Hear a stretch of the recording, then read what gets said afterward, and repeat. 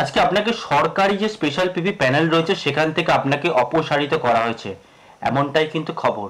কারণ আপনি কেন সর্বোচ্চ সাজা চাইলেন না, সেই নিয়ে সরকার ক্ষুণ্ণ হয়েছে।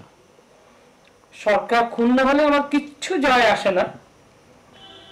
তো সরকার আমাকে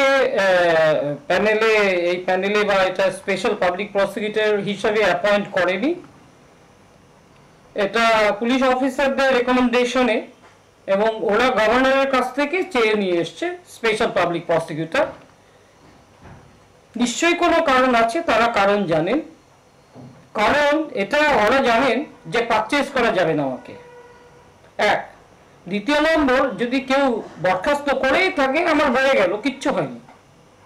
কারণ আমি ওই পাবলিক প্রসিকিউটর বা পিপিগিরির কাজ করে খাই না। আমি ডিফেন্স করি এবং জাত দিয়ে ডিফেন্স করি। কে কি বললো না বললো কিছু জানি না। আর সবচেয়ে বড় কথা, আমি কেন চাইব, কি কারণ, যারা আমাকে অপসারিত করেছে তারা আমাকে জানিয়েছে, জানতে চেয়েছে, কেন বলিনি?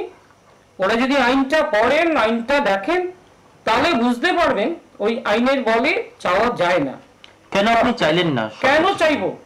আমি চাইবো কেন?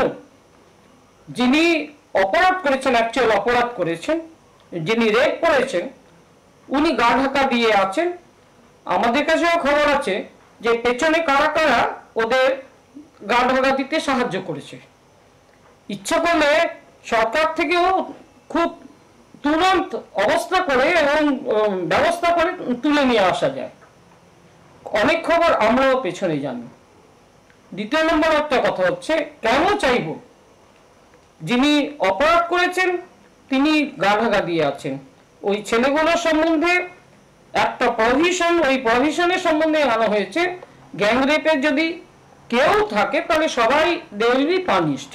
কিন্তু এটা বলেনি punished in the same form, এটা বলেনি।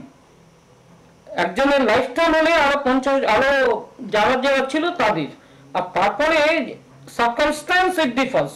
সার্কামস্ট্যান্স যদি দেখায় একজন রেপ করেছে, আমরা সাহায্য করেছি বা তাকে প্রোটেকশন দেওয়ার চেষ্টা করেছি, তখন এই প্রশ্ন আসে।